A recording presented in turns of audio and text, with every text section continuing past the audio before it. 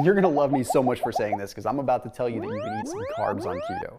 Listen, if we only focus on net carbs, we are throwing away one of the most important things we need to factor in to the carbohydrates we consume, and that is their effect on insulin.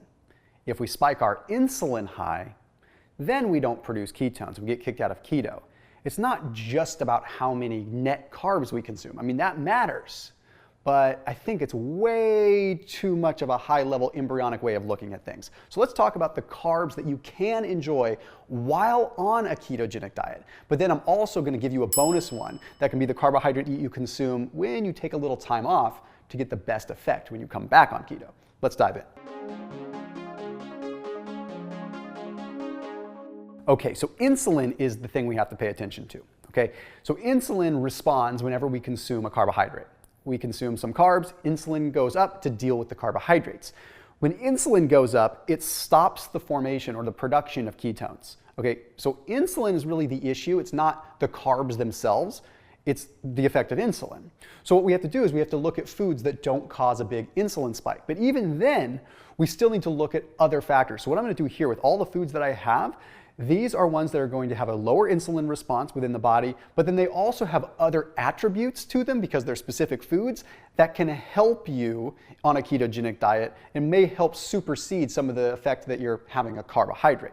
What's kind of funny is that there was a study published in the journal Cell a number of years ago that found that when they looked at 800 different people with continuous glucose monitors on, they found that like some people would have a big insulin spike or a glucose spike with a cookie, and some people wouldn't have any spike with a cookie, and same thing with like a banana, right? Point is that we all respond differently to different foods with bioindividuality. So that's why there's so much diversity with, hey, this kicks me out of keto. Well, that doesn't kick me out of keto. Well, this kicks me out of keto. Well, that doesn't kick me out of keto. Because there's a lot of bioindividuality. Anyway, let's dive into these foods. Dark chocolate. Heck yes, I am a chocolate freak, okay? Tell that to the 300-pound version of myself. I loved chocolate. I still do love chocolate. I just know how to use it properly.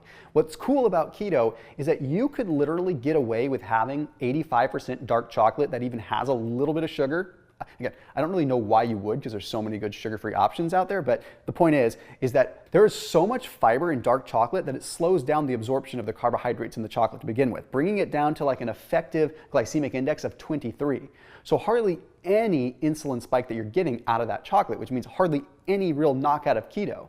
The other thing that you have to factor in is that you're going to eat like 50 grams of chocolate and be perfectly satiated. I mean, if you're actually being responsible with it and not like me where I just eat a truckload of it. But anyway, point is 50 grams of chocolate is going to satiate you, whereas like 100 grams of, say, watermelon is not going to satiate you. So you're going to have this potential of knocking yourself out of keto so much more.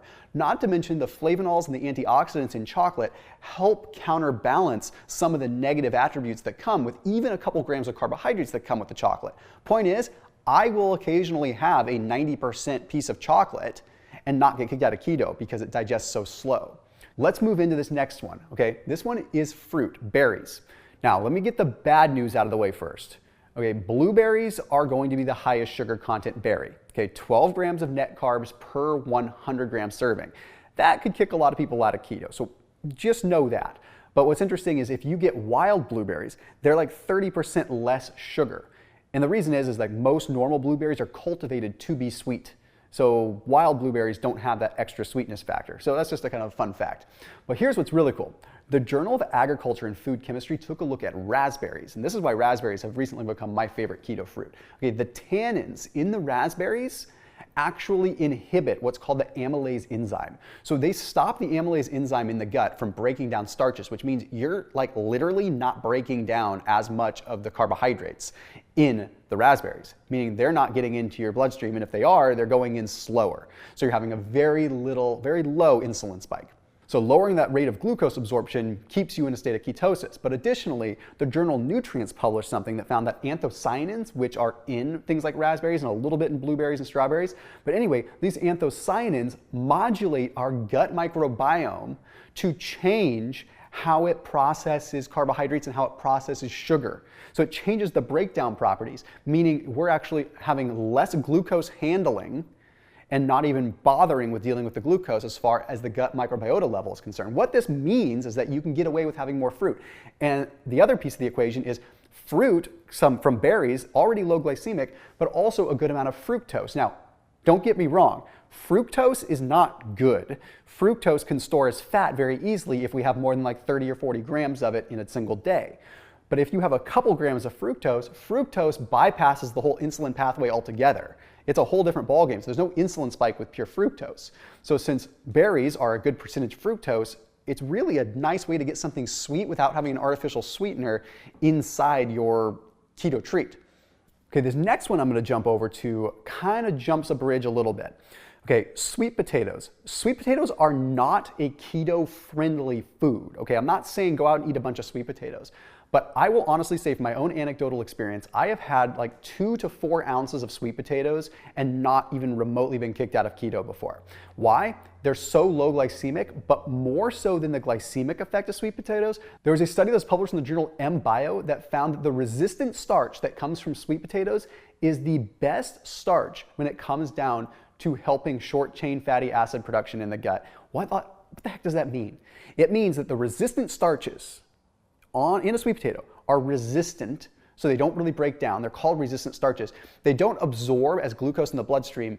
They are resistant and they get fed on and fermented by the bacteria in our gut and ultimately create something called short chain fatty acids. Now, I'm gonna go deep for 1 second. Stick with me, do not let go, okay? So what happens? These short chain fatty acids are produced because our gut has broken down this fiber that can't get digested. As a result, we end up with a lot more of these fatty acids. And those fatty acids are things like butyrate, okay? Butyrate itself is highly fat burning promoting. Okay, so we saw a 29% increase in butyrate levels with some sweet potato consumption. Butyrate can also drive up ketone levels. This does not mean you go out and eat a bunch of sweet potatoes, but it means if you occasionally want to knock yourself out of keto and have something that's going to not knock you out hard, have some sweet potatoes. Have 3-5 ounces of sweet potatoes. You might get kicked out of keto for a minute, but if you're going to have a carb on keto, that's going to be the one to have. If you're gonna get kicked out of keto, that's gonna be the one to get kicked out by. It's like a nice soft kick with a slipper versus a giant combat boot coming at you, okay? It's not kicking you out as aggressively. By the way, when it comes to resistant starches and like sweet treats and things like that, check out Love Good Fats. It's a bar that is a ketogenic friendly bar, super low sugar bar. So the whole idea is to give you something that you can eat on a ketogenic diet or a low carb protocol, or when you're just trying to kick sugar. They are insanely delicious, okay? They are ridiculously good. Okay, so they have plant-based versions, they have non-plant-based versions that actually have some milk in them too.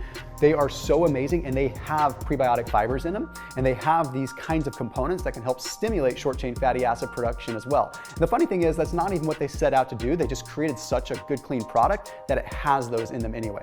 Anyhow, I eat them all the time. They are definitely a part of my snack staples, but I highly recommend them. There's a special link down below for you to check out Love Good Fats bars. But the cool thing is they're also at Whole Foods, they're at Sprouts, and they're even at Walmart. So if you don't get them through the link down below, you can literally just go to Walmart and find them, or you can go to Whole Foods and find them. They're gonna have a wide variety of flavors. I personally love the peanut butter and jelly flavor just because I'm a sucker for peanut butter and jelly. That is something I can't usually have on keto. Anyhow, moving on, there's some more that I want to talk about, but check that link out after this video. Next up is going to be grapefruit. Okay, grapefruit is actually pretty keto friendly. For a 100 gram serving of grapefruit, you're only looking at 8 grams of carbs. So if you need a little bit of sweetness, have it. Have a half of a grapefruit and then put a little bit of monk fruit or allulose on it and then put it in the oven on a broil and let it kind of cook and get browned on top. You would never think you're on keto. What's interesting is there's some cool studies that show that grapefruit actually improves insulin sensitivity as well. So you see, like, some people talk about the grapefruit diet. That's why, because it has these improvements with insulin markers. So we've seen it in a lot of different diabetes journals and things like that. Anyhow, that's just a fun fruit to kind of have a little bit of. Another weird one that you may not have tried before is tart cherry, because we see tart cherry as like a liquid, as like a supplement. It's not the same as regular cherry. Regular cherry is very high glycemic. I wouldn't recommend it on keto. But tart cherry has only a glycemic index of 22. But what's interesting is it's not so much about the glycemic index, it's more about the indirect activation of what's called PPAR. PPAR is a receptor protein that gets us adapted to keto better, gets us fat adapted. It conditions our cells to be able to take fat and use it better. Okay, that's literally what it is. It's literally like the switch that's flipping. And when I say literally, there's not a literal switch, but I mean it is like goes from using glucose to using fat when PPAR is activated. So it's interesting that tart cherry has this component. So now you could add that, mix it in with your berries just to give yourself a little bit more abundance and kind of some volume. Anyhow, one other thing that you can have on keto that's not going to kick you out of keto, but you want to start small with, is quite honestly having a green banana or having half of an unripe banana. They're usually still a little bit sweet, but you don't want to have more than like a half of one because you will get bloated. 80% of the starch in an unripe banana is pure resistant starch, which means you're going to have huge improvements in your short chain fatty acid, butyrate, acetate, propionate production out of your gut, but we run into a big problem. That's bloating. Not bad bloating, well, uncomfortable bloating, but it's bloating that's supposed to be there because your gut bacteria are fermenting heavily. So start small, inch your way up. But you actually see companies using green banana flour as a way to stimulate resistant starch components. So it ends up driving it up quite a bit. Anyhow, I highly recommend that you use that now and then just to add a little bit of a, I don't know, a gut microbe kind of push if you want. Anyhow, as always, make sure you keep it locked in. Hopefully you learn some stuff and some carbohydrates that you can have some fun with that aren't going to kick you out of keto. I will see you tomorrow.